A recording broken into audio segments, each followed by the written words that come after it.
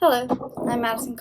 I'll be presenting my study, Dancing Cognition, investigating differences in formally trained dancers' proprioception using a modified trail-making test. To begin, previous research suggests dance training contributes to higher cognitive and proprioceptive abilities. However, this relationship has yet been thoroughly investigated as to what functions are involved and enhanced through dance training. For instance, it is possible that short-term memory, selective attention, multitasking, and proprioception, the sense of position and movement through the body and space, are involved. For this study, we first aim to identify cognitive differences between dancers and non-dancers to inform theories of therapeutic intervention for cognitively impaired and elderly populations. And second, to establish a real-world version of the neuropsychological assessment known as the trail-making test. We propose to recruit 120 adult participants from the University of North Texas and Dallas-Fort Worth Metroplex.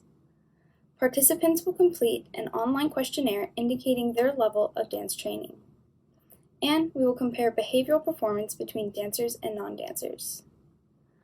On the following measures, Phase 1 will involve a digital trail-making test, a virtual adaptation of the gold standard neuropsychological measurement. This test includes two parts, A and B. Part A requires the participant to select numbered targets in sequential order as they appear on the computer screen. Part B requires them to alternate between numbered and lettered targets in consecutive order.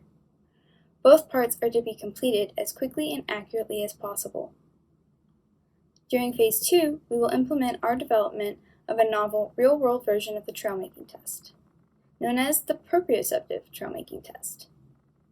Similar to the digital test, the proprioceptive test will introduce walking as the primary method for identifying targets.